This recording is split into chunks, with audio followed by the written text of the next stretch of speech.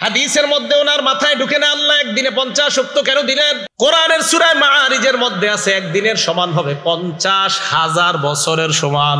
এখন বলেন 50 বেশি না 50,000 বেশি?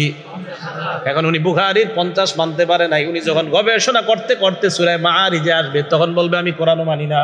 তো ওই রবিউল আউয়াল মাসে রসুল আকরাম সাল্লাল্লাহু আলাইহি সাল্লামকে আল্লাহ দুনিয়াতে পাঠিয়েছেন। নবীজি সাল্লাল্লাহু আলাইহি সাল্লামকে কেন্দ্র করে, ওনার জন্মকে কেন্দ্র করে আমাদের মাঝে কিছু বাড়াবাড়ি হয়, কিছু বেদাত এবং কিছু ছাড়াছাড়ি হয়।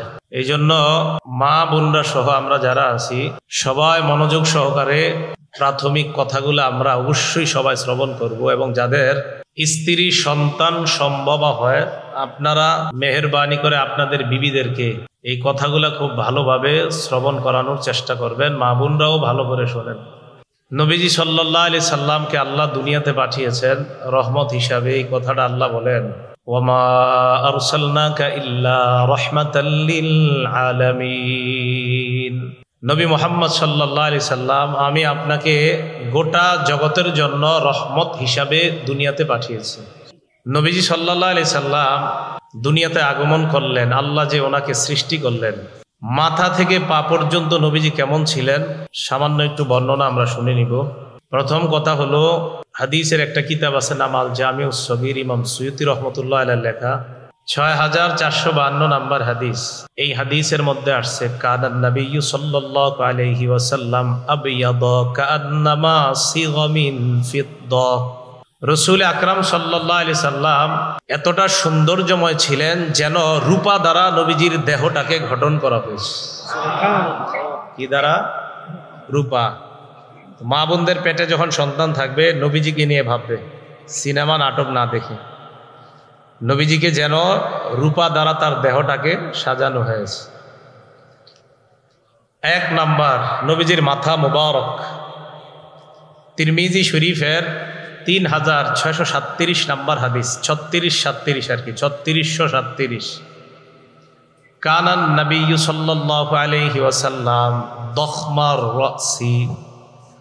নবীজি সাল্লাল্লাহু আলাইহি সাল্লামের মাথাটা তুলনামূলক একটু বড় ছিল, একদম ছোট ছিল না, দেখতে খুব চমৎকার ছিল। এমন ভাবে আল্লাহ তার মাথাটাকে সাজিয়েছে।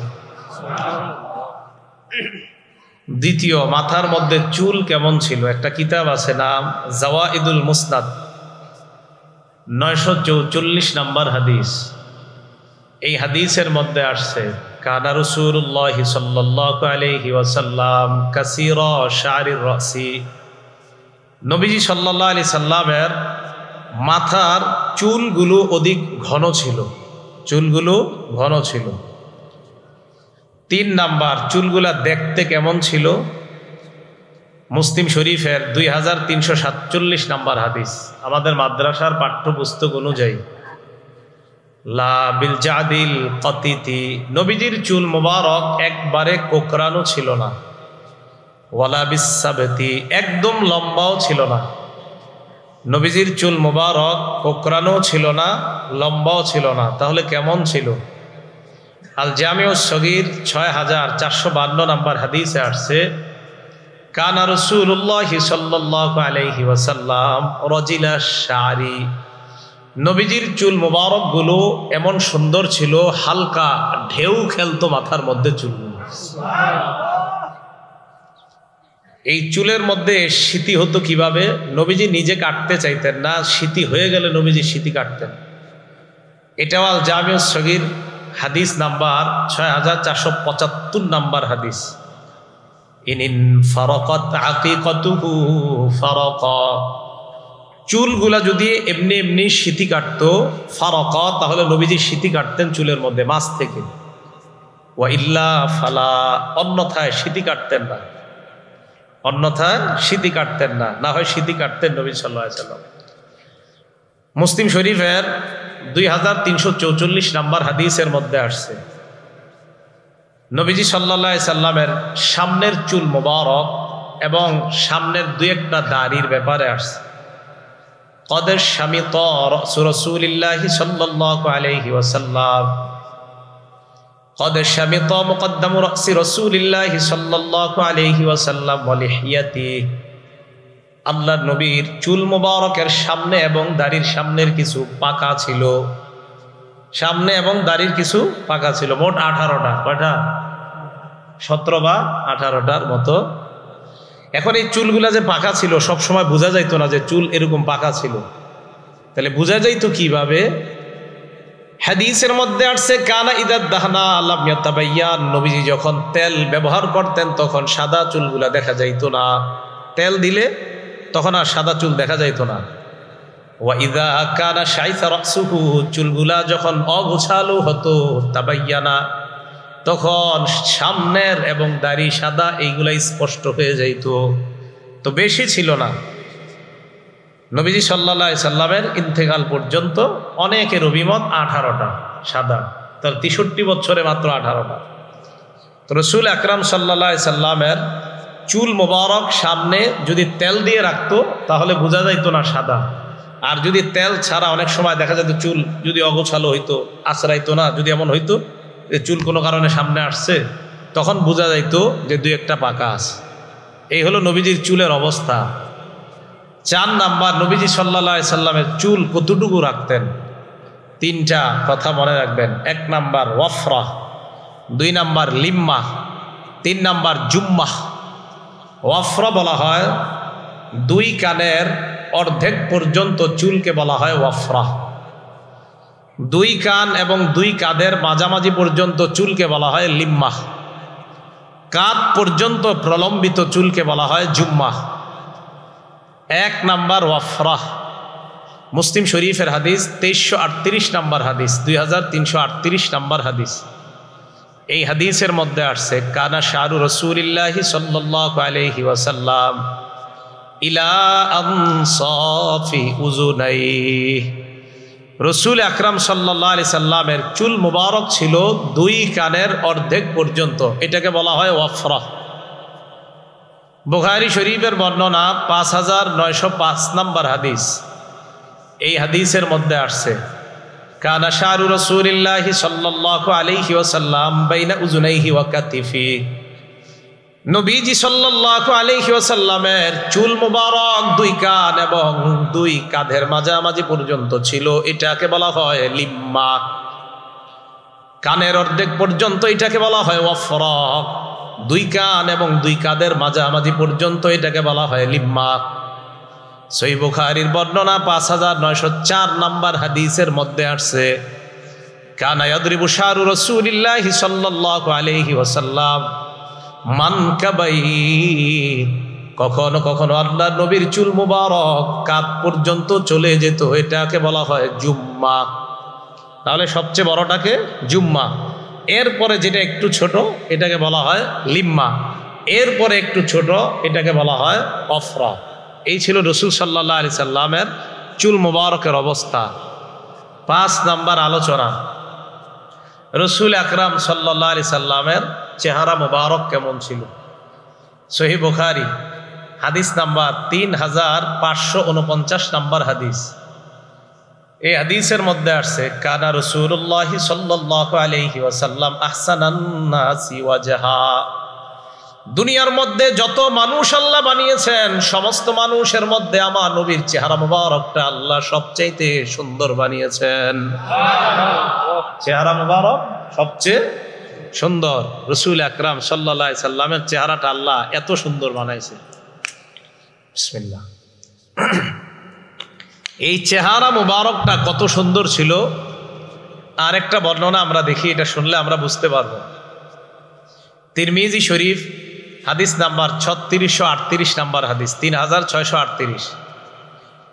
লাম ইয়াকুন বিল মুকালসাম, নবীজি সাল্লাল্লাহু আলাইহি ওয়াসাল্লামের চেহারা মুবারকটা একদম গোল ছিল না, একদম গোল ছিল না।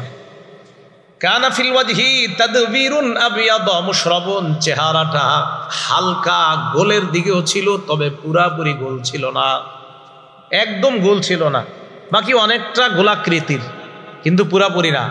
তো মা বোনদের যখন সন্তান সম্ভব হবে ওনাদেরকে বলবেন নবীজিকে এইভাবে কল্পনা করতে। তো রাসূল আকরাম সাল্লাল্লাহু আলাইহি সাল্লামের চেহারা মোবারক একবারে গোল ছিল না, অনেকটা গোল আকৃতির এমন একটা ভাব নবীজির চেহারা মোবারকের মধ্যে ছিল। মুসলিম শরীফ 2344 নম্বর হাদিস। এই হাদিসের মধ্যে আছে, এক ব্যক্তি প্রশ্ন করলেন, ওয়াজহুহু মিসলুস সাইফ, আল্লাহর নবীর চেহারা মুবারক কি তরবারির মতো সুন্দর ছিল?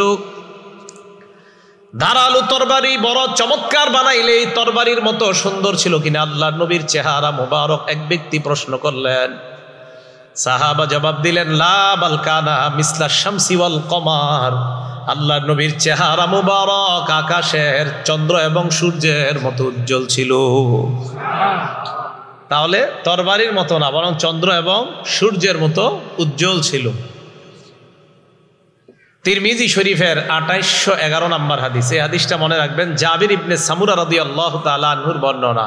নবীজির সাহাবা, তিনি বলেন, রাআইতু রাসূলুল্লাহি সাল্লাল্লাহু আলাইহি ওয়াসাল্লাম, আমি আল্লাহ নবীর চেহারা মুবারকের দিকে তাকাইলাম, নবীর দিকে তাকাইলাম। তাকানোর পর ফাজালতু আনজুরু ইলা রাসূলিল্লাহি ওয়া ইলাল কমার, আমি আল্লাহ নবীর দিকে একবার তাকাই, আবার আকাশের চাঁদের দিকে তাকাইতে লাগলাম।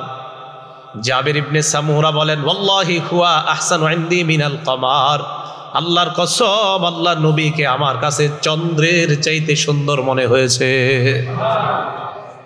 আল জামিউস সগীর হাদিস নাম্বার 6475 নাম্বার হাদিসের বর্ণনা, ইয়াতালাল্লা ওয়াজহুহু তালাদু আল কমারি লাইলাতাল বাদরি, পূর্ণিমার চাঁদের রাতে চন্দ্রটা যেমন সুন্দর দেখা যায়, আল্লাহ নবীর চেহারা মুবারকটা পূর্ণিমার চাঁদের মতো এমন সুন্দর লাগতো। আকাশের পূর্ণিমার চাঁদটা যেমন সুন্দর, রসুল আকরাম সাল্লাল্লাহু আলাইহি সাল্লামের চেহারা মুবারকটা এত সুন্দর করে আল্লাহ বানিয়েছেন। এগুলো 5 নাম্বার কথা, চেহারা নিয়ে আলোচনা। 6 নাম্বার, রসুল আকরাম সাল্লাল্লাহু আলাইহি সাল্লামের কপাল কেমন ছিল?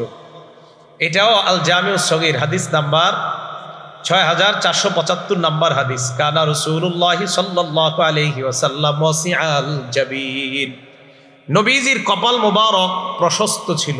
কপাল কি ছিল? প্রশস্ত, অন্যদের চাইতে প্রশস্ত ছিল।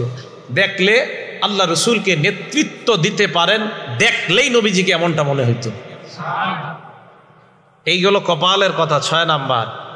7 নাম্বার, কপালের নিচে দেখেন ভুরু আছে, আসেনি? এই যে ভুরু 7 নাম্বার। এটা আল জামিউস সগীরের মধ্যে আছে 6475 নাম্বার হাদিসের বর্ণনা। হাদিসের মধ্যে আছে, কানা রাসূলুল্লাহি সাল্লাল্লাহু আলাইহি ওয়াসাল্লাম আজাজ্জাল হাওয়াজিব, আল্লাহর নবীর ভুরু মুবারক গুলা ছিল ঘন, সরু ছিল। মিন গায়রি করনিন, 2 ভুরুর মাঝখানে ফাঁকা ছিল, একটা আরেকটার সাথে মিলিত ছিল না। এবার তাকান, বাইনাহুমা ইরকুন, 2 ভুরুর মাঝখানে একটা রগ ছিল। ইউদিররুহুল গদব, আল্লাহ নবী যখন রাগ করতেন, রাগ করলে 2 ভুরুর মাঝখানের রগটা ফুলে যাইত। আল্লাহ জানে কেমন দেখা যাইতো। যদি স্বপ্নে কেউ দেখেন জানায় দেন আমারে, হ্যাঁ, যে নবীজিরে হুজুর স্বপ্নে দেখছি রাগ হয়েছে নবীজি, তো নবীজির 2 ভুরুর মাঝখানে একটা রগ ছিল, এই রগটা নবীজির রাগ ফুলাইয়া দিত। নিশ্চিত আমার নবীরে বড় চমৎকার লাগতো এই সময়, যে নবীজি সাল্লাল্লাহু আলাইহি সাল্লামের এই জায়গার আপনার একটা রগ, এটা ফুলে উঠতো। এগুলো 7 নাম্বার, 2 ভুরু। 8 নাম্বার, নবীজি সাল্লাল্লাহু আলাইহি সাল্লামের চোখ মুবারক, দেখেন এই চোখ। এটাও আল জামিউস সগীরের মধ্যে ইমাম সুয়ুতি রহমতুল্লাহি আলাইহি আনছেন, 6475 নাম্বার হাদিসের মধ্যে আনছেন। তিনি বলেন, রসুল আকরাম সাল্লাল্লাহু আলাইহি সাল্লামের এই চোখ মুবারকের বর্ণনা উনি এইভাবে দিলেন, আশকালাল আইনাইন, আল্লাহ নবী সাল্লাল্লাহু আলাইহি সাল্লামের চোখের এই পাশগুলা দিয়ে, এইগুলা দিয়ে একটু লালিমা লালিমা ভাব ছিল, আবার দীর্ঘ ছিল। দেখলেই মনে হতো, চোখটার দিকে তাকাইলেই মায়া মায়া লাগতো। চোখের দিকে তাকাইলে কি লাগতো? মায়া লাগতো। একটা কিতাব আছে সহিহুল আদাবিল মুফরাদ, নাসিরউদ্দিন আলবানী রহমতুল্লাহ আলাইহি লেখা। এই কিতাবের 988 নাম্বার হাদিস এখানে আসছে, কানা রাসূলুল্লাহি সাল্লাল্লাহু আলাইহি ওয়াসাল্লাম আযীমাল আইনাইন, আল্লাহ নবীর 2 চোখ মুবারক আল্লাহ এমন ভাবে সাজিয়েছেন, জান্নাতের মধ্যে হুরদের চোখ যেমন ডাগর ডাগর চক্ষু বিশিষ্ট হুর আল্লাহ বানিয়েছেন, আমার নবীর 2 চোখ আল্লাহ দুনিয়াতে থাকতেই ডাগর ডাগর চোখ বানিয়ে দিয়েছেন। 2 চোখ মুবারক ছিল, ডাগর ডাগর চক্ষু বিশিষ্ট, আযীমাল আইনাইন। তিরমিজি শরীফের বর্ণনা, 3638 নাম্বার হাদিসের বর্ণনা, কানা রাসূলুল্লাহি সাল্লাল্লাহু আলাইহি ওয়াসাল্লাম আদআজাল আইনাইন, আল্লাহ রাসূল সাল্লাল্লাহু আলাইহি ওয়াসাল্লামের চোখের মণি ছিল কালো। চোখের মণি কেমন ছিল? কালো। চোখ ছিল ডাগর ডাগর, চোখের মণি ছিল কালো। পাশ দিয়ে যখন তাকাইতো একটা মায়া মায়া লাগতো, অনেকটা লালিমা ভাব ছিল, পুরোপুরি না। আবার চোখের পাশটা ছিল আপনার বড় বড়, চোখ একদম ছোট ছিল না, আবার অনেক বড় ছিল না, বরং এমন ছিল যার চোখের দিকে তাকাইলেই যে কেউ তার চোখের মায়া পড়ে যেত। এত সুন্দর করে আল্লাহ রসুলের চোখ আল্লাহ বানিয়েছেন। এগুলো 8 নাম্বার কথা। 9 নাম্বার দেখেন, চোখ, চোখের পরে নাক। এই নাক কেমন ছিল? কানা আকনাল আইনাইন, আল্লাহ নবীর নাক মুবারক হালকা উঁচু ছিল। লাহু নূরুন ইয়ালু, নাকের দিকে তাকাইলে মনে হইতো এই জায়গা থেকে নূর চমকায়। এখানে আকনাল আইনাইন লাহু নূরুন ইয়ালু, এখানে তাকাইলে মনে হতো নূর চমকাইতেছে। তো রাসূল আকরাম সাল্লাল্লাহু আলাইহি সাল্লামের এটা হলো নাক মুবারক। 10 নাম্বার, নবীজি সাল্লাল্লাহু আলাইহি সাল্লামের গাল মুবারক কেমন ছিল? সাহলাল খদ্দাইন, আল্লাহ নবীর গাল মুবারক ছিল সমান, বেশি গোস্তওয়ালা ছিল না। আবার একদম গাল দুই পাশে লেগে আছে এমন না, মাঝামাঝি টাইপের, দেখতে অনেক সুন্দর, এমন 2টা গাল আল্লাহ তাকে দান করছেন। 11 নাম্বার, নবীজির দাঁত মুবারক কেমন? মুফাল্লাজাল আসনান। আমাদের বর্তমান জামানার অনেকে বিউটি পার্লারে যায় দাঁতের মাঝখানে ফাঁকা করার জন্য। হাদিসের মধ্যে আসছে তাদের উপর আল্লাহর অভিশাপ, আল্লাহ নবীর অভিশাপ। তবে আমার নবীর আলাদাভাবে দাঁতের সৌন্দর্য বাড়ানোর প্রয়োজন হয় নাই। মুফাল্লাজাল আইনাইন, মুফাল্লাজাল আসনান, আল্লাহ পাক রব্বুল আলামিন তার দাঁত মুবারক গুলা হালকা ফাঁকা ফাঁকা করে বানিয়েছেন। দাঁতের মাঝে হালকা হালকা ফাঁকা ছিল। 12 নাম্বার, আল্লাহ নবীর থুতু মুবারক। থুতু মুবারক কেমন ছিল? আগে মুসনাদে আহমদের একটা হাদিস শোনেন, 18,838 নাম্বার হাদিস। এই হাদিসের মধ্যে আসছে, উতিয়ান নবী সাল্লাল্লাহু আলাইহি ওয়াসাল্লাম বিদালবিম মিম্মা, নবীজির কাছে এক বালতি পানি আনা হয়। পানি আনার পর ফামাদমাগা মিনহা, আল্লাহ নবী সেখান থেকে পানি নিলেন, নেওয়ার পর কুলি করলেন। কুলি করার পর ওই কুলির পানি বালতির মধ্যে ফালাইলেন, কুলির সাথে থুতু ইত্যাদি আসছে। সাহাবারা বলেন বালতির ভিতর থেকে মেশক আম্বরের ঘ্রাণ বের হওয়া শুরু হয়। তাহলে থুতু মুবারক এত বরকতপূর্ণ ছিল। বুখারী শরীফের একটা হাদিস শুনেন, 4210 নাম্বার হাদিস। বিসমিল্লাহ। এই হাদিসের মধ্যে আসছে খায়বারের যুদ্ধ বিজয় হইতেছে না, মুসলমানরা বিজয় করতে পারতেছে না। এই হাদিসের বর্ণনাকারী সাহাবার নাম সাহাল ইবনে সাদ রাদিয়াল্লাহু তাআলা। তিনি বলেন, ক্বালা রাসূলুল্লাহ সাল্লাল্লাহু আলাইহি ওয়াসাল্লাম ইয়াউমা খায়বার, খায়বারের যুদ্ধের দিন আল্লাহ নবী বললেন, লা উতিয়ান্না রায়াতা গাদান রাজুলান ইউহিব্বুল্লাহ ওয়া রাসূলুহু ওয়া ইউহিব্বুহুল্লাহু ওয়া রাসূলুহু। আল্লাহ নবী বলেন, আগামীকাল পতাকা আমি এমন এক ব্যক্তির হাতে দিব, যেই ব্যক্তি আল্লাহকে ভালোবাসে, আল্লাহর রাসূলকে ভালোবাসে। শুধু তাই নয়, ওই ব্যক্তিকে আল্লাহ এবং তার রাসূলও মহব্বত করেন। যে ব্যক্তি আল্লাহ আল্লাহ রসুলকে ভালোবাসে এবং যাকে আল্লাহ আল্লাহ রসুল মহব্বত করে, ইফতাহুল্লাহু আলা ইয়াদাইহি, আল্লাহ নবী বলেন ওই ব্যক্তির হাতে আল্লাহ খায়বারের বিজয় দান করবেন। সাহাবারা রাতের বেলা ঘুমায় না, ফাবাতু ইয়াদুকুনা, সাহাবারা রাতের বেলা এই চিন্তায় কাটাইতে লাগলো, কারে জানি সকালবেলা আল্লাহ নবী তরবারিটা দেয়, পতাকাটা কার হাতে জানি দেয়। এই চিন্তায় রাতের বেলা সাহাবারা ঘুমায় না, পেরেশান। ফালাম্মা আসবাহু গাদাউ আলা রাসূলিল্লাহি সাল্লাল্লাহু আলাইহি ওয়াসাল্লাম, সকাল যখন হয় সবাই আল্লাহ নবীর কাছে আসলেন। নবীজি এইভাবে সবার দিকে তাকায়, তাকানোর পর আল্লাহ নবী বললেন, নবীজি সবার দিকে যখন তাকায় সাহাবারা বললেন, কুল্লুহুম ইয়ারজু আইয়ুতাহা রায়া, সবার আশা আল্লাহ নবী মনে হয় আমাকেই পতাকাটা দিবেন। সবারই আশা, মনে হয় পতাকাটা আমাকেই দান করবেন। এদিক সেদিক তাকায় বললেন, আইনা আলী ইবনু আবি তালেব, আলী ইবনে আবি তালেব আমার সাহাবা, আলী কোথায়? সাহাবারা জবাব দিলেন, ইশতাকি আইনাইহি ইয়া রাসূলুল্লাহ, আপনার সাহাবা আলীর চোখের মধ্যে সমস্যা, তাই আজকে আসতে পারে নাই। ফারসালু ইলাইহি, আল্লাহ নবী হযরত আলীকে ডাকলেন। ডাকার পর বললেন, আলী সবাইকে ডাকলাম পতাকা দেওয়ার জন্য, তুমি কেন আসো নাই? বলে আমার চোখের মধ্যে সমস্যা। ফাবাসাকা ফি আইনাই, হযরত আলীর চোখে আল্লাহ নবী থুতু মুবারক লাগায় দেয়। থুতু দেওয়ার পর হযরতে আলী ফাবারা কাআল্লাম ইয়াকুন বিহি ওয়াজাউন, এমন ভাবে সুস্থ হয়ে যায় মনে হয় হযরত আলীর চোখে জিন্দেগিতে কোনো অসুস্থতা হয় নাই। এই ছিল নবী সাল্লাল্লাহু আলাইহি সাল্লামের থুতু মুবারকের অবস্থা। নবীজি সাল্লাল্লাহু আলাইহি সাল্লামের থুতু মুবারক এত দামি ছিল। 13 নাম্বার, রসুল আকরাম সাল্লাল্লাহু আলাইহি সাল্লামের দাড়ি মুবারক। কানা রাসূলুল্লাহ সাল্লাল্লাহু আলাইহি ওয়াসাল্লাম কাসাল লিহিয়া, নবীর দাড়ি মুবারক ছিল ঘন। বলেন তো দাড়ি মুবারক কেমন ছিল? ঘন। এটা আল জামিউস সগীরের হাদিস, 6475 নাম্বার হাদিসের বর্ণনা। 14 নাম্বার, রসুল আকরাম সাল্লাল্লাহু আলাইহি সাল্লামের এই কাঁধ মুবারক, এই যে কাঁধ মুবারক কেমন ছিল? নবীজি সাল্লাল্লাহু আলাইহি সাল্লামের কাঁধ মুবারক, এটা আল জামিউস সগীরের মধ্যে আসছে। দেখেন কি কয়, আমার নবীর কাঁধ মুবারক এত সুন্দর, কান্না উনুকাহু, গর্দান মুবারক এত সুন্দর, কান্না উনুকাহু জিদু দুমিয়াতিন ফি সাফাইল ফিদ্দা। হাদিসের মধ্যে আসছে নবীর গর্দান মুবারক এত সুন্দর, মণি মুক্তা রূপার একটা প্লেটের মধ্যে রাখলে যেমন চকচক করে, আমার নবীর গর্দান মুবারকটা আল্লাহ এমন ভাবে সাজিয়ে দিয়েছেন। এটা হলো গর্দান মুবারকের অবস্থা। 15 নাম্বার, আল্লাহ নবীর সাহাবা বলেন, মুসলিম শরীফের 2344 নাম্বার হাদিসের বর্ণনা, রাআইতুল খাতামা ইনদা কাতিফিহি, নবীজির কাঁধ মুবারকের এই জায়গায় পিঠের উপরের অংশে দেখলাম মিসলাবাইদাতিল হামামা, কবুতরের ডিমের মতো একটা ছোট্ট কি জানি দেখা যায়। জিজ্ঞাসা করলাম এটা কি? নবী জবাব দিলেন, এটাই হলো নবুয়তের মোহর, এটাই হলো মোহরে নবুয়ত। কাঁধ মুবারকের নিচে পিঠের উপরে আল্লাহ পাক কবুতরের ডিমের মতো আল্লাহ নবীর মোহরে নবুয়ত লাগায় দেয়। এই জায়গায় নবুয়তের মোহরটা আল্লাহ লাগিয়ে দিয়েছেন।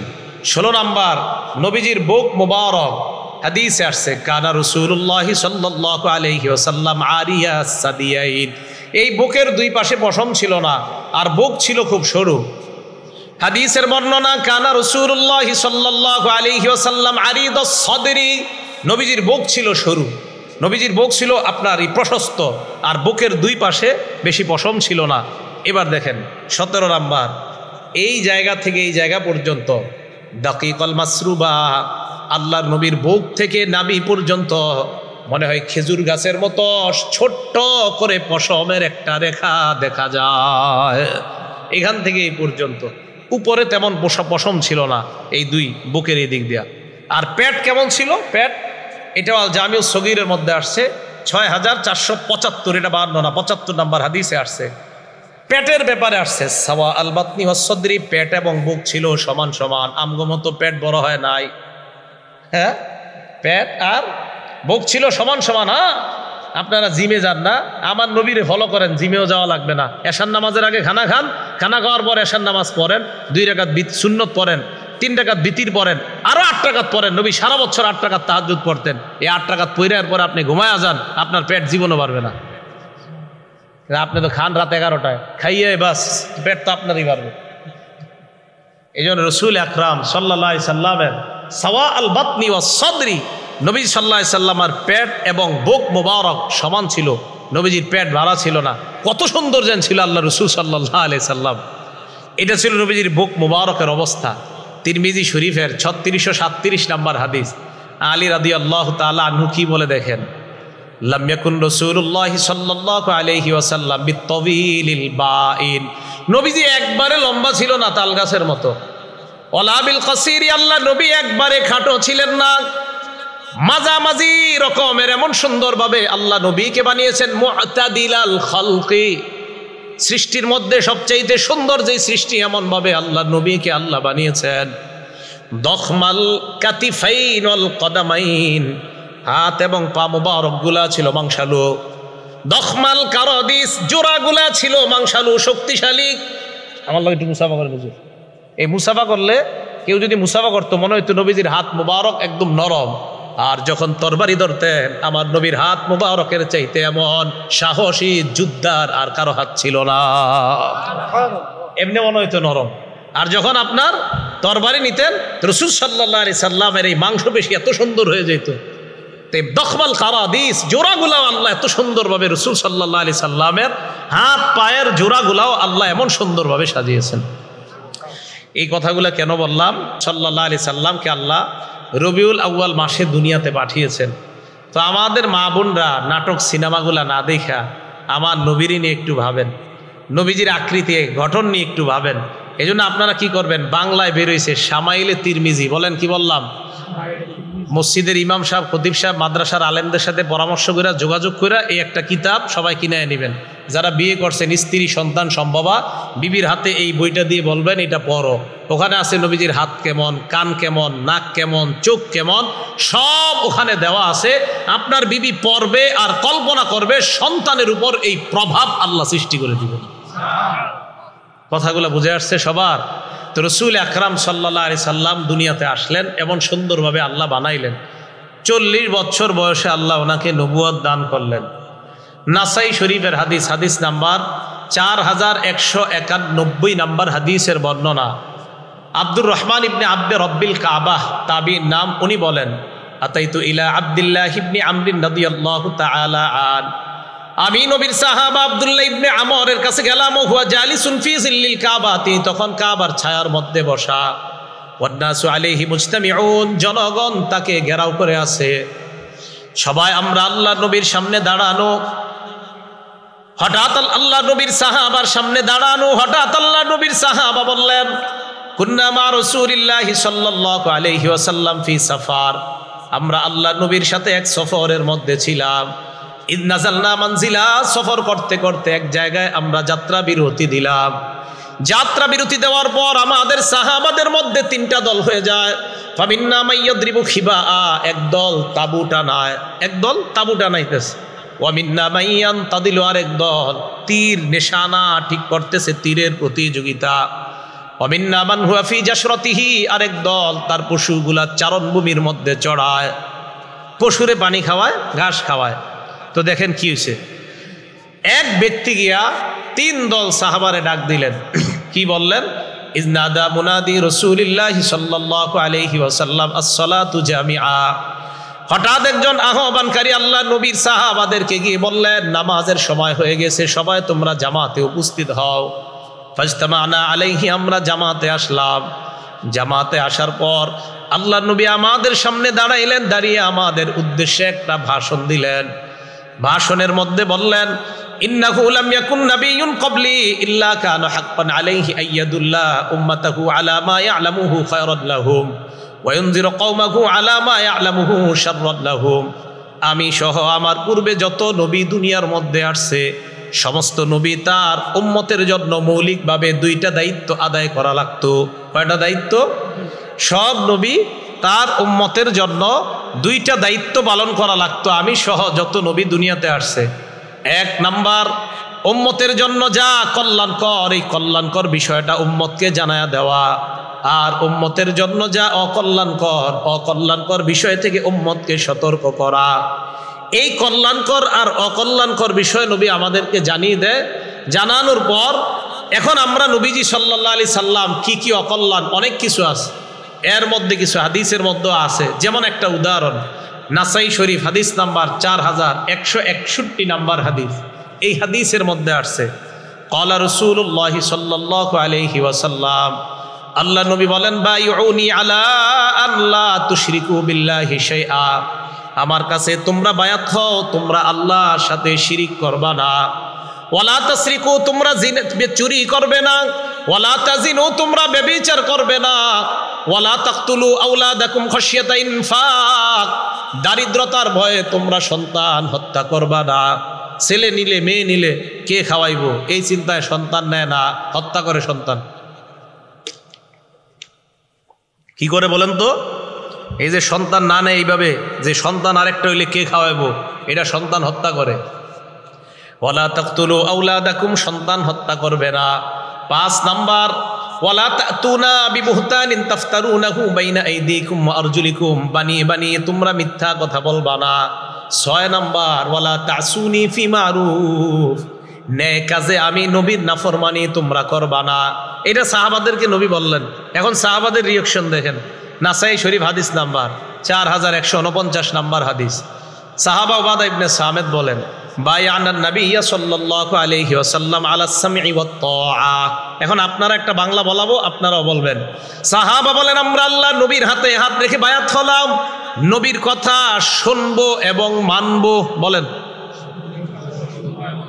নবীর কথা শুনবো এবং মানবো, এটা সাহাবারা বললেন। এবার দেখেন কি কয়, ফিল ইউসরি ওয়াল উসরি, আমার অনুকূলে হলেও নবীর কথা মানবো, আমার প্রতিকূলে হলেও মানবো, আমার পক্ষে হলেও মানবো, আমার বিপক্ষে হলেও মানবো। ওয়াল মানশাতি ওয়াল মুকরাহি, সুখেও নবীর কথা মানবো, দুঃখেও নবীর কথা মানবো। ওয়ান লা নুনাজি আল আমর আহলা, যোগ্য ব্যক্তি যদি যোগ্য আসনে বসে যায় তার বিরোধিতা আমরা করব না। ওয়ান নাকুমা বিল হাক্কি হাইসু কুন্না লা নাখাফু বিল্লাহি নাওমাতা লাইম, আল্লাহর রাস্তায় হক কথা বলতে গিয়ে কোনো নিন্দুকের নিন্দাকে ভয় করব না। এই মর্মে আমরা আল্লাহ নবীর হাতে বায়াত হলাম, আমরা নবীর কাছে বায়াত হলাম, নবীর কথা আমরা শুনবো, নবীর কথা আমরা মানবো। তাহলে আমরা সবাই এই কথায় অঙ্গীকারাবদ্ধ, নবীর কথা শুনবো এবং নবীর কথা মানবো। তাহলে নবীরে আল্লাহ পাঠাইলেন। আবার নবী আমাদের নবুয়ত পাওয়ার পর নবী জানায়া দিলেন প্রত্যেক নবীর দুই দায়িত্ব, কল্যাণকর বিষয়ে জানায়া দেওয়া, অকল্যাণকর বিষয় থেকে সতর্ক করা। চুরি করা অকল্যাণকর, জিনা করা অকল্যাণকর, ব্যভিচার অকল্যাণকর, হত্যা অকল্যাণকর, এই সব বিষয়গুলা জানাইলেন। আবার আমরা অঙ্গীকার করলাম, হুজুর আমরা আপনার হাতে বায়াত হলাম, বায়াত হয়ে অঙ্গীকার করলাম আমরা কোনো অন্যায় কাজ করব না। এবার দেখেন আল্লাহ কোরআনে কি বলে সূরা হাসরে, মা আতাকুমুর রাসূলু ফাখুযু, নবী তোমাদেরকে যা দেয় তা তোমরা গ্রহণ করো। ওয়া মা নাহাকুম আনহু ফান্তাহু, নবী যা থেকে নিষেধ করে তা থেকে তোমরা বিরত হও। আল্লাহ বললেন নবী যা দেয় তা গ্রহণ করো, নবী যা থেকে নিষেধ করে তা থেকে বিরত হও। এবার আমার আপনার প্রশ্ন, নবী আমাদেরকে কি দিয়েছেন? যেইটা দিয়েছেন এটা আমরা গ্রহণ করব। সহিহুত তারগীব 40 নম্বর হাদিসের বর্ণনা, আল্লাহ নবী বলেন, তারাকতু ফীকুম মা ইন ইয়াতাসামতুম বিহি ফালান তাদিল্লু আবাদা, আমি তোমাদের কাছে দুটি জিনিস দিয়ে গেলাম, এই দুইটা আঁকড়ে ধরবা, কখনো তোমরা পথভ্রষ্ট হবে না। আল্লাহ বলছে দা দিছে তা গ্রহণ করো। বলেন নবী কয় জিনিস দিছে? দুই জিনিস, কিতাব আল্লাহ, আল্লাহর কোরআন, 2 নাম্বার সুন্নাত রাসূলি, আল্লাহর নবীর সুন্নত। 1 নাম্বার কোরআন, 2 নাম্বার সুন্নত। খুব মন দিয়ে শুনেন কোন দিকে আমি একটা গুরুত্বপূর্ণ কথার দিকে আগাইতেছি। 1 নাম্বার কোরআন, 2 নাম্বার সুন্নত। এখন বোঝা গেল আমরা কোরআন সুন্না মানবো, আর কোরআন সুন্না থেকে আমরা সব শিখবো কোনটা কল্যাণকর আর কোনটা অকল্যাণকর। ইবনে মাজাহ হাদিস নাম্বার 11, এই হাদিসের বর্ণনাকারী জাবের রাদিয়াল্লাহু তাআলা আন, তিনি বলেন, আন জাবির ইবনে আব্দুল্লাহ রাদিয়াল্লাহু তাআলা আন, জাবির ইবনে আব্দুল্লাহ বলেন, কুন্না ইনদান নবী সাল্লাল্লাহু আলাইহি ওয়াসাল্লাম, আমরা আল্লাহর নবীর সামনে আসি, নবীজি আমাদের সামনে আসলেন, খত্ত রাসূলুল্লাহ, খত্ত নবী একটা লম্বা দাগ দিলেন, দাগ দেওয়ার পর খত্ত খত্তাইনি আন ইয়ামিনি, ডানে 2টা দাগ দিলেন, ও খত্ত খত্তাইনি আন শিমালি, বামে 2টা দাগ দিলেন। আবার নবী আসলেন, আসার পর মাঝে একটা দাগ দিলেন, ডানে 2টা দাগ দিলেন, বামে 2টা দাগ দিলেন। দেওয়ার পর সুম্মা ওয়াদা'a ইয়াদাহু নবী সাল্লাল্লাহু আলাইহি ওয়াসাল্লাম ফিল খত্তিল আওসাত, আল্লাহ নবী তার হাত মুবারক মাঝখানের রাস্তার মাঝখানের দাগের উপর রাখলেন। বলেন তো দাগ কি একটা দিছে না অনেকগুলা? অনেক, কিন্তু রাখছে কোনটার উপর? মাঝখানে। মাঝখানের দাগে হাত রাখার পর নবী বললেন, হাদা সাবিলুল্লাহি মুস্তাকিমা, এটাই হলো আল্লাহর সোজা রাস্তা, এটা হলো আল্লাহর সোজা রাস্তা তথা কোরআন সুন্নাহর রাস্তা। এটাই তো কোরআন সুন্নাহর রাস্তা একটা, এটা সিরাতে মুস্তাকিম। আশেপাশের রাস্তা সব শয়তানের রাস্তা, প্রত্যেক রাস্তা এক শয়তান দাঁড়ায় দাঁড়ায় আমাকে আপনাকে আহ্বান করে। বলেন কোরআন সুন্নাহর রাস্তার নাম কি? সিরাতে মুস্তাকিম। তাহলে কোরআন সুন্নাহর রাস্তা হলো মাঝের রাস্তাটা, আশেপাশের রাস্তাগুলা শয়তানের রাস্তা। কল্যাণকর আর অকল্যাণকর বিষয় জানবো থেকে? কোরআন সুন্না থেকে। আর কোরআন সুন্না অনুযায়ী চলবো যেই রাস্তা, ওই রাস্তাটার নামে সিরাতে মুস্তাকিম। ইবনে মাজার 12 নম্বর হাদিস, যে মূল কথাটা আমি যেটা বলার জন্য চাইতেছিলাম, এই কিছু ওই কথার দিকে আসলাম এখন। এবার ইবনে মাজার হাদিসটা শুনেন। এই হাদিসের বর্ণনাকারী মিকদাম ইবনে মাদি কারব রাদিয়াল্লাহু তাআলা, তিনি বলেন, রাসূল আকরাম সাল্লাল্লাহু আলাইহি সাল্লাম ইরশাদ করেন, ইউশিকুর রাজুলু মুত্তাকিয়ান আলা আরিকাতি, শের জামানায় কিছু মানুষ কোরআন পড়তে পড়তে এত বড় গবেষক হবে, হওয়ার পর সিংহাসনের মধ্যে বসা থাকবে আর ভাব ধরবে আমার চাইতে বড় পণ্ডিত আর দুনিয়ায় কেউ নাই। শুধু কোরআন পড়তে পড়তে অনেক বড় গবেষক হয়ে গেছে কোরআন। এবার ওই ব্যক্তির সামনে আমি আপনি আমরা কেউ গেলাম, যাওয়ার পর হাদিস পেশ করলাম, ইউহাদ্দাসু বিহাদিসিম মিন্নি, আমার হাদিস তার সামনে যখন পেশ করা হয় ওই ব্যক্তি বলবে বাইনানা ওয়া বাইনাকুম কিতাবুল্লাহ, আমাদের মাঝে তোমাদের মাঝে আল্লাহর কোরআন থাকতে হাদিসের কি প্রয়োজন? আওয়াজ দিয়ে বলেন নাউজুবিল্লাহ। কোরআন থাকতে হাদিসের কি প্রয়োজন? বলেন আমগো কাছে নবীজি কি শুধু কোরআন দিছে না কোরআন সুন্নাহ? আবার আল্লাহ কইছে নবী যা দিছে এটা গ্রহণ করো। নবী দিছে কয় জিনিস? কোরআন এবং সুন্নাহ। এখন আমরা ওই কোরআনওয়ালার কাছে যখন গিয়ে হাদিস পেশ করব, সে বলে আমাদের কাছে কোরআন থাকতে হাদিসের কি দরকার? এখন সে যুক্তি দেয় ফামা ওয়াজাদনা ফীহি মিন হারামিন হারামনা, কোরআনের হারাম হারাম মানলেই হয়। ওয়ামা ওয়াজাদনা ফীহি মিন হালালিন ইস্তাহলালনা, কোরআনের হালাল হালাল মানলেই হয়। কোরআনের হালাল কোরআনের হারাম মানলেই তো হাদিসের কি দরকার? নবীজি বলেন তার মুখের উপর তখন বলে দিবা আলা ওয়া ইন্নামা হাররামা রাসূলুল্লাহ মিসলু মা হাররামাল্লাহ, নবী যা হারাম করে নবীর হারাম করাটা আল্লাহর হারামের মতো বিধিবদ্ধ হয়ে যায়। তাহলে আমার নবীর হারাম আমার নবীর হালাল, আল্লাহর হালাল আল্লাহর হারাম, এটার যেমন গুরুত্ব আমার নবীর করা হালাল হারামেরও ঠিক তেমন গুরুত্ব। কোরআন এবং সুন্নাহ, না শুধু কোরআন? সবাই বলেন শুধু কোরআন না কোরআন সুন্নাহ? আচ্ছা কোরআন শুধু কেন মানা যাবে না? শুধু কোরআন কেন মানলে ঝামেলা কি? শুধু কোরআন যদি মানতে যান হাদিস ছাড়া কি ঝামেলা হইতে পারে? সূরা নিসা আছে, আল্লাহ বলেন আউযু বিল্লাহি মিনাশ শাইতানির রাজীম ফানকিহু মা তাবা লাকুম মিনান নিসা। পরেরটার কইলাম না, কি বলেন হুজুর? তোমরা নারীদের মধ্যে যারে পছন্দ হয় বিয়ে করো। যাকে পছন্দ হয় কি করো? মানে কি প্রেম করে? না না না না, মা বাবা দেখাবে, পছন্দ করবেন, বিয়ে করবেন। তাহলে বলেন তো সূরা নিসা কি আছে? বিয়ে করো। বাংলাটা বললেন, একটা জিনিস বুঝার আছে, বিয়ে করো। সূরা নূরের মধ্যে আছে ওয়ানকিহুল আয়ামা মিনকুম ওয়াস-সালিহিনা মিন ইবাদিকুম ওয়া ইমাইকুম, নারী পুরুষদের মধ্যে যাদের বিয়ে হয় নাই, যারা বিয়ে করে নাই, তোমরা তাদেরকে বিয়ে করায়া দাও। সূরা নিসা আছে বিয়ে করো, সূরা নূরে আছে বিয়ে করাও। দুইটা বাংলা শুধু বলেন বিয়ে করো বিয়ে করাও। আলেমরা ছাড়া অন্যরা বলেন তো বিয়ে করো বিয়ে করাও। বলেন তো সূরা নিসায় কি আছে? বিয়ে করো। আর সূরা নূরে আছে বিয়ে করাও। এখন কিভাবে বিয়ে করো কিভাবে বিয়ে করাও এটা কোরআনের কোন আয়াতে আছে? আল্লাহ শুধু বলছে বিয়ে করো, আল্লাহ বলছে বিয়ে করাও। স্বামী একজন ছেলে একটা মেয়েকে বলবে এত লক্ষ টাকা দেন মোহর বেবাউত।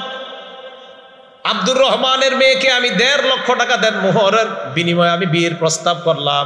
এই যে কথাগুলা কোরআনের কোন আয়াতে লেখা আছে? কোরআনে আছে বিয়ে করো, কোরআনে আছে বিয়ে করাও। পদ্ধতি কোরআনের মধ্যে নাই, এটা আছে হাদিসের মধ্যে। অতএব কোরআন বুঝতে হলে হাদিসের বিকল্প নাই। শুধু কোরআন যারা বলবে যে শুধু কোরআনই চলে, হাদিসের দরকার নাই, এই যে একটা বিপদে বললাম যে এই ব্যক্তি কোরআনের পণ্ডিত, এরে বলবেন আপনার আব্বা আম্মার বিয়েটা যে পদ্ধতিতে হয়েছে এই পদ্ধতিটা কোরআনের কই লেখা আছে? কথা বুঝে আসছে? এটা কোরআনের কোথাও লেখা নাই। এবার আরেকটা আছেন, আল্লাহ বলেন সূরা আপনার হজের একদম 17 পারা শেষ পৃষ্ঠা, ইয়া আইয়ুহাল্লাযীনা আমানুর কাউ ওয়াসজুদু, হে ঈমানদারগণ তোমরা রুকু করো সিজদা করো। কি করো? কিভাবে? এটা কোথাও লেখা নাই। সিজদা করো কিভাবে? কোথাও লেখা নাই। ফজরের নামাজ পড়ো কিভাবে? নামাজ পড়ো ফজর 2 রাকাত ফরজ, এটা কোরআনের কোথাও লেখা নাই। যোহরের নামাজ 4 রাকাত ফরজ, কোরআনের কোথাও লেখা নাই। আসর 4 রাকাত ফরজ, কোরআনের কোথাও লেখা নাই। মাগরিব 3 রাকাত ফরজ, কোরআনের কোথাও লেখা নাই। এশার নামাজ 4 রাকাত ফরজ, কোরআনের কোথাও লেখা নাই। যারা বলে কোরআন থাকতে হাদিসের প্রয়োজন নাই, তাদের টার্গেট হলো আপনাদেরকে তারা মসজিদ থেকে বের করে নামাজ থেকে দূরে সরাইতে চায়। কারণ এরা এক সময় আপনার ওই গুরু ঠাকুররা আপনারে বলবে কি জানেন, এক সময় এই কোরআনে নামাজ পড়ো আছে, রুকু করো আছে, সেজদা করো আছে, তুই মসজিদে যেই নিয়ম পড়ছো এটাকে আছে, তো আপনিও বলবেন না। অলরেডি ফেসবুকে এই জাতীয় দাওয়াত চলতেছে। তাহলে বলেন কোরআনে আছে রুকু করো কিভাবে? করো হাদিসে। বলবেন আপনারা কোরআনে আছে রুকু করো কিভাবে? কোথায় আছে? কোরআনে আছে সেজদা করো কিভাবে? কোথায় আছে? কোরআনে আছে বিয়ে করো কিভাবে? এটা কোথায় আছে? কোরআনে আছে বিয়ে করাও কিভাবে করাবা? কোথায় আছে? তাহলে শুধু কোরআন না শুধু সুন্নাহ না কোরআন সুন্নাহ? মাশাআল্লাহ। এটাই বলছে আল্লাহ, আমার নবী যা দিয়েছে তা গ্রহণ করো, যা থেকে নিষেধ করেছে তা থেকে বিরত থাকো। নবী বিদায় হজে আমাদেরকে দুইটা জিনিস দিয়ে গেলেন, একটা কোরআন আর একটা হলো সুন্নাহ। মনে থাকবে তো কথাটা? একটা হলো কোরআন আর একটা হলো সুন্নাহ। এটা রাসূল সাল্লাল্লাহু আলাইহি সাল্লাম আমাদেরকে দিয়ে গিয়েছেন। এবার দেখেন বুখারী শরীফের 349 নম্বর হাদিস। এই হাদিস লম্বা হাদিস, নবীজি মেরাজ থেকে আসছে। আসার পর আল্লাহ নবীর সাথে হযরত মুসা নবীর সাক্ষাৎ। মুসা নবী আমাদের নবীকে প্রশ্ন করলেন, আল্লাহ আপনাকে কি দিয়েছেন? আমাদের নবী জবাব দিলেন, খামসিনা সালাতা, 50 ওয়াক্ত নামাজ আল্লাহ আমাকে দিয়েছেন। মুসা নবী কয়, যান যান নামাজ কমায় নেন। কমাইতে কমাইতে কোনো বর্ণনায় 5, কোনো বর্ণনায় 10, 5 করে কমায় বা 10 করে কমায়, কমাইতে কমাইতে আছে আর 5 ওয়াক্ত। নবীজি 5 ওয়াক্ত নিয়ে দুনিয়ায় রওনা করলেন। আল্লাহ ডাক দিয়ে বললেন, হাবিব লা ইউবাদদালুল কাউলু লাদাইয়া, আমার কথার কোনো পরিবর্তন নাই। 50 ওয়াক্ত পড়লে সওয়াব দিতাম 50 ওয়াক্তের, এখন যদি 5 ওয়াক্ত পড়ে সওয়াব আগেরটাই 50 ওয়াক্তের সওয়াব দিয়ে দিলাম। ঘটনা এই জায়গা না। এই হাদিস কেন শোনাইলাম? আমাদের দেশে কোরআনের পণ্ডিত বলে, আমার মাথায় ধরে না আল্লাহ কেন একদিনে 50 ওয়াক্ত নামাজ দিবে, এটা ওনার মাথায় ধরে নাই। কোরআনের গবেষক, আমাদের দেশের এক কোরআনের গবেষক বলে ফেলছে। ওই গবেষকের এক মুরিদ এক মাদ্রাসায় 1 লক্ষ টাকা দিত প্রত্যেক মাসে। আমাদের বাংলাদেশের এক নরসিংদীর এক মাদ্রাসায় 1 লক্ষ, মানে প্রত্যেক বছর 1 লক্ষ টাকা দিত। এখন শুধু উনি এই কারণে আর 1 লক্ষ টাকা দান করবে না, কারণ ওই মাদ্রাসায় হাদিস পড়ানো হয়, উনি হাদিস যে মাদ্রাসায় পড়ানো হয় সেখানে দান করবে না, শুধু কোরআন পড়ানো হলে সেখানে দান করবে। এই মুরিদ সাহেবের পীর সাহেব যিনি আমাদের বাংলাদেশে স্টিল উনি এখনো বেঁচে আছে, ওই গুরু, উনি বলছে ওনার মাথায় ধরে না একদিনে আল্লাহ 50 ওয়াক্ত কেনই বা দিবে, যদিও পরে 5 ওয়াক্ত হয়েছে, কিন্তু আল্লাহ তো 50 কেন দিলেন? এর পুনর প্রশ্ন হলো আল্লাহ 50 কেন দিবে? এরকম অযৌক্তিক কাজ আল্লাহ কেন করবে? তো উনি বলে এগুলা মানুষের বানানো, বুখারী তিনি বানায় লেখছে। এটা হযরতের দাবি। আমি হযরতের দাবি মেনে নিয়ে নগদ ওনার মুরিদকে পাল্টা প্রশ্ন কইরা 2 বছর বা 2.5 বা 3 বছর হয়ে গেছে এই প্রশ্ন করছি। আমি বললাম, মানে আল্লাহ ওই মুহূর্তে সূরা মাআরিজের এক আয়াত মাথায় দিয়ে দিয়েছে, ঠিক ওই মুহূর্তে গাড়িতে বসে আল্লাহ তাআলা বলেন, তারজুল মালাইকাতু ওয়ার রূহু ইলাইহি ফি ইয়াউমিন কানা মিকদারুহু 50,000 সানা। হাদিসের মধ্যে ওনার মাথায় ঢুকে না আল্লাহ একদিনে 50 ওয়াক্ত কেন দিলেন? কোরআনের সূরা মাআরিজের মধ্যে আছে একদিনের সমান হবে 50,000 বছরের সমান। এখন বলেন 50 বেশি না 50,000 বেশি? এখন উনি বুখারীর 50 মানতে পারে নাই। উনি যখন গবেষণা করতে করতে সূরা মাআরিজে আসবে তখন বলবে আমি কোরআনও মানি না, কারণ আর একদিনে 50 মাথায় ধরে না। তো একদিন 50,000 বছর এটা মাথায় ধরবো কেমনে? তাহলে ওই সময় বলবে আমি কোরআনও মানি না। সূরা মাআরিজে আছে একদিনের সমান 50,000 বছর, আর আল্লাহ একদিনে 50 ওয়াক্ত মাত্র নামাজ দিছে, তো ওনার এটা ধরে নাই। তো আমি ওনারে বলছি, আপনার গুরুকে বললেন যে ওনার মাথায় ওই 50,000 বছর কিভাবে ধরবে? সম্ভবত গুরু সাহেব এখনো গবেষণা করতে করতে এখানে আসে নাই। তাহলে কোরআন না সুন্নাহ? না কোরআন সুন্নাহ? মসজিদে জুমার দিন আজান দেয় কয়টা? আরে কয় না কা? বিসমিল্লাহ। জুমার আগে আজান কয়টা? জুমার আগে আর কি, জুমার নামাজের আগে 2 আজান। এক আজানে মসজিদে যান, আরেক আজানে হুজুর খুতবা দেয়, ঠিক না? এখন প্রশ্ন হইল, হুজুর 2 আজান কই পাইলেন? 2 আজান আপনারা কোথায় পাইলেন? উত্তর হইল, এক আজান তো নবীজির সুন্নত। তো বুঝলাম নবীর সুন্নত, আরেক আজান কই পাইলেন? তো আমি জবাব দিলাম, আরেক আজান হযরত ওসমান গনির সুন্নত। ওসমান গনির সুন্নত যে মানতে হইব, এটা কই আছে? এত প্রশ্ন আজীব। সব সময় মনে রাখবেন, বলবেন ইবনে মাজাহ হাদিসের কিতাব। কোন কিতাব? 42 নাম্বার হাদিস। বলেন কয় নাম্বার হাদিস? এই হাদিসে নবীজি বলেন, আলাইকুম বিসুন্নতি, তোমরা আমার সুন্নত আঁকড়ে ধরো। তাহলে জুমার আগে এক আজান নবীর সুন্নত থেকে পাইলাম, নবীর সুন্নত আঁকড়ে ধরলাম, এক আজান, এটা বুঝলাম, নবীর সুন্নত আঁকড়ে ধরলাম। এবার হুজুর আর এক আজান, ওয়া সুন্নাতিল খুলাফাইর রাশিদিন আল মাহদিয়িন। এরপরেই নবী কয়, হেদায়েত প্রাপ্ত খুলাফায়ে রাশেদার সুন্নত তোমরা আঁকড়ে ধরবা। বলেন তো 4 খলিফার মধ্যে হযরত ওসমান আছে না নাই? তাহলে আলাইকুম বিসুন্নতি দিয়া এক আজান, ওয়া সুন্নাতিল খুলাফাইর রাশিদিন দিয়া আরেক আজান। অতএব 2 আজান দেওয়া মানে আল্লাহ নবীর সুন্নতের কথা মেনে নেওয়া। অতএব 2 আজান দেওয়া মানে নবীর কথা মেনে নেওয়া। কারণ নবী ইবনে মাজার 42 নম্বর হাদিসে বলছে, তোমরা আমার সুন্নত ধরো, খোলাফায়ে রাশেদার সুন্নত। দেখেন, খোলাফায়ে রাশেদার ধর, মনে করেন এই 4 জনের সুন্নতও ধরো, খোলাফায়ে রাশেদার সুন্নত। তো আমার সুন্নত পালন করতে গিয়ে এক আজান, খোলাফায়ে রাশেদার মধ্যে হযরত ওসমানের সুন্নত আরেক আজান। তো ওসমানের সুন্নত পালন করাও মানে নবীর কথা মানা, কারণ নবী তো বলছে আমার খোলাফায়ে রাশেদা সাহাবা যারা তাদের সুন্নত আঁকড়ে ধরো। তাহলে দুই আজান মানা মানে আল্লাহ রাসূল সাল্লাল্লাহু আলাইহি সাল্লামের কথা মেনে নেওয়া। আলেম ছাড়া অন্য যারা ঠিক কইতাছেন বুঝা ঠিক কইতাছেন না বুঝা? বুঝা। তাহলে আলাইকুম বিসুন্নতি, তোমরা আমার সুন্নত আঁকড়ে ধরো, ওয়া সুন্নাতিল খুলাফাইর রাশিদিন আল মাহদিয়িন, হেদায়েত প্রাপ্ত 4 খলিফার সুন্নত আঁকড়ে ধরো। হযরত উসমান গনি 4 খলিফার মধ্যে 3 নাম্বার খলিফা। তাহলে এক আজান এই সুন্নত নবীর সুন্নত থেকে পাই, আরেক সুন্নত হযরতে উসমান গনির সুন্নত থেকে পাই। তাহলে বলেন তো আমরা ইসলামী শরীয়ত মানি কোরআন সুন্নাহ অনুযায়ী না শুধু কোরআন অনুযায়ী? সুন্নাহ অনুযায়ী। আর সুন্নতের সংজ্ঞাটা কি শুধু নবীর সুন্নত না সাহাবাদেরও সুন্নত? মাশাআল্লাহ ভাই, যদি বুঝা থাকেন তো অনেক ভালো কথা। তো রাসূল আকরাম সাল্লাল্লাহু আলাইহি সাল্লাম এবার কি বলে দেখেন, বুখারী শরীফ 7281 নাম্বার হাদিস, জাআত মালাইকাতুন ইলান নবী সাল্লাল্লাহু আলাইহি ওয়াসাল্লাম, আল্লাহ নবী ঘুমায়, একদল ফেরেশতা আল্লাহ নবীর কাছে আসছে। হযরত জাবেরের বর্ণনা, নবীজি ঘুমায়, একদল ফেরেশতা আল্লাহ নবীর কাছে আসছে। আসার পর এক ফেরেশতা কয় ইন্নাহু নাইম, তিনি তো ঘুমায়। আর এক ফেরেশতা কয় ইন্নাল আইনা নাইমা, তার চোখ ঘুমায়, অল কলবা ইয়াকযান, অন্তর জাগ্রত। আবার বলি, নবীজি ঘুমায় রইছে, ফেরেশতারা নবীর সামনে।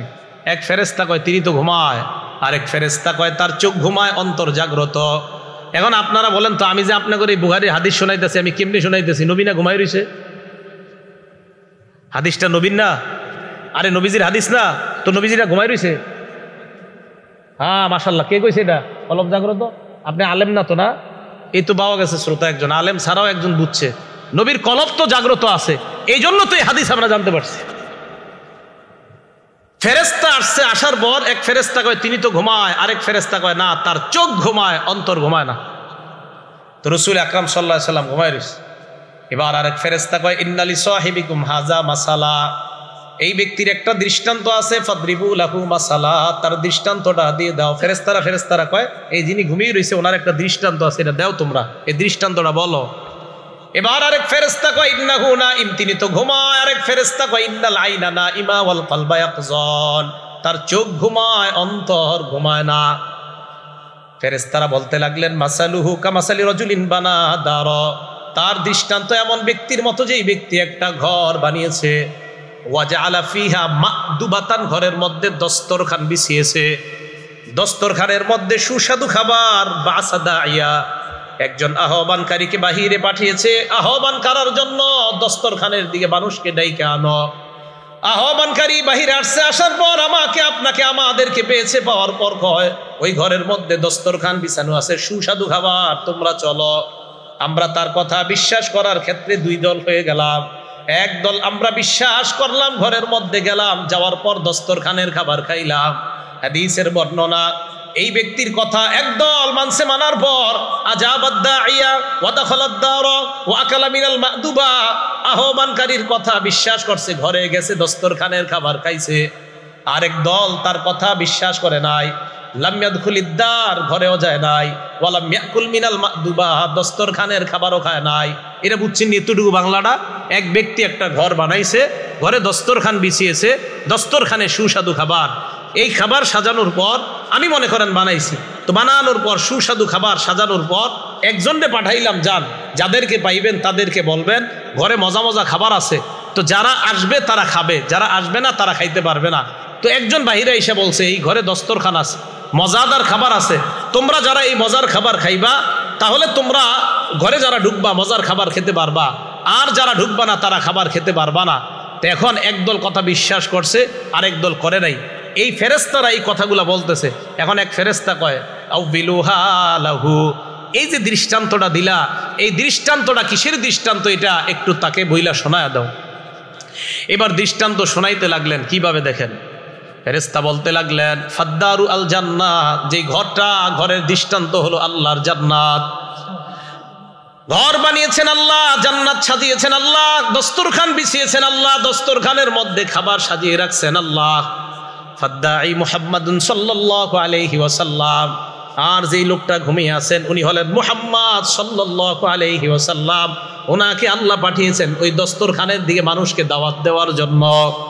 যেই মানুষগুলা তার ডাকে সাড়া দেয় তারাই জান্নাতে যাবে, যাওয়ার পর দস্তরখানের সুস্বাদু খাবার খেতে পারবে। আর যারা তার ডাকে সাড়া দিবে না তারা ঘরেও যেতে পারবে না, দস্তরখানের সুস্বাদু খাবার খেতে পারবে না। এবার আল্লাহ নবীর সামনে ওই ফেরেশতারা বলতে লাগলেন, ফামান আতা মুহাম্মাদান সাল্লাল্লাহু আলাইহি ওয়াসাল্লাম ফাকাদ আতা আল্লাহ। যারা মুহাম্মদ সাল্লাল্লাহু আলাইহি ওয়াসাল্লামের আনুগত্য করে তারা আল্লাহর আনুগত্য করে। ওয়ামান আসা মুহাম্মাদান সাল্লাল্লাহু আলাইহি ওয়াসাল্লাম ফাকাদ আসাল্লাহ। নবীর নাফরমানি করে তারা আল্লাহর নাফরমানি করে। বলেন তো শুধু কোরআন মানার নাম কি নবীর আনুগত্য, না কোরআন সুন্নাহ মানার নাম নবীর আনুগত্য?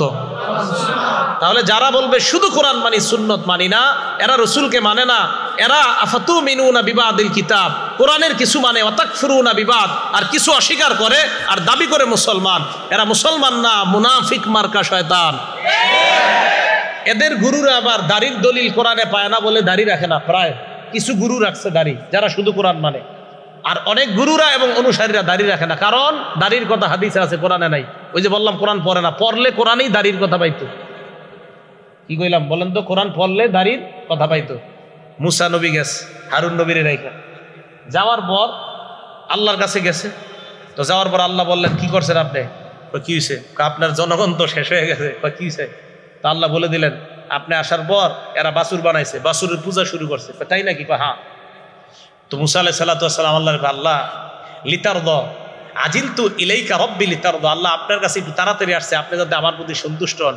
ওই দিক দিয়ে তো ঘটনা খারাপ, জাতি তো এই ঝামেলা করছে। মুসা নবী কয় হারুন রে রাইখা আসলাম, দৌড়ে গেছে ভাইয়ের কাছে। ভাইয়ের কাছে যাওয়ার পর গিয়ে দেখে সত্যি সত্যি জনগণ বাছুর পূজা করতেছে। এবার আমার দিকে তাকান, হারুন নবীর দাড়িতে ধরছে মুসা নবী। বলেন তো কোথায় ধরছে? বলেন হারুন নবীর কোথায় ধরছে? হারুন নবীর দাড়িতে ধরছে আর চুলে ধরছে। হারুন নবী বললেন, ইয়াবনা লা তাখুজ বিলিহিয়াতি ওয়ালা বিরাসি, ও আমার মায়ের পেটের সন্তান ভাই, মানে মায়ের ছেলে, ও মায়ের ছেলে, তুমি আমার দাড়ি আর চুল ধরো না। কোরআনের আয়াত ছিল বারায়, লা তাখুজ বিলিহিয়াতি, তুমি আমার দাড়ি আর চুল ধরো না। বলেন দাড়ি যে ধরো না, তাহলে দাড়ি কি নাই এটা ধরতে, না দাড়ি আছে বলে ধরতে নিষেধ করছে? তো দাড়ির কথা কোরআনে বলে নাই, ওই যে পড়ে না কয় কোরআনের হুদা কিসের কোরআনের গবেষক। এই জায়গায় আনেন একজন আমিনা হেফজোখানার হাফেজে কোরআনের সামনে বসায় দেন, আর ওরে খালি এক পারা অনুবাদ শিখাই দিবেন হেফজোখানার একটা ছাত্ররে, দেখবেন গবেষক সব কই গেছে আল্লাহ খুঁজে পাবেন না। কোরআনে কি দাড়ির কথা আছে না? তো গবেষক সাহেবরা বায়না দিকে অনুসারী এবং উনি সহ দাড়ি রাখে না। কত বড় ভয়ঙ্কর ফেতনার মধ্যে আছি। তো বলেন আল্লাহ তাআলা বলছে রসুলকে পাঠাইলাম তোমাদের কাছে, উনি যা দিয়েছেন তা গ্রহণ করো, যা থেকে নিষেধ করেছে তা বর্জন করবা, তা থেকে বিরত থাকবা। উনি কয় জিনিস দিয়ে গেছে আমাদেরকে? কোরআন এবং সুন্নাহ। শুধু কোরআন না, শুধু সুন্নাহ না, কোরআন সুন্নাহ। তাহলে উভয়টা মানা, এই উভয়টা মানার নাম সিরাতে মুস্তাকিম। রসুল আকরাম সাল্লাল্লাহু আলাইহি সাল্লাম সহিহ বুখারীর 6482 নম্বর হাদিসের মধ্যে বলে, শোনো উম্মত, মাসালি ও মাসালুকুম, আমার আর তোমাদের দৃষ্টান্ত কামাসালি রজুলিন আতা কওমা, ওই ব্যক্তির মতো যে ব্যক্তি তার সম্প্রদায়ের কাছে গেছে। যাওয়ার পর বলছে, ইন্নী রাআইতুল জাইশা বিআইনাইয়া, আমি এই দুই চোখ দিয়া অমুক জায়গায় দেখছি সশস্ত্র বাহিনী অপেক্ষা করতেছে, যারা তোমাদের উপর অতর্কিত হামলা চালাবে। নবীর কথা মানার ক্ষেত্রে দুই দল হয়ে গেছে।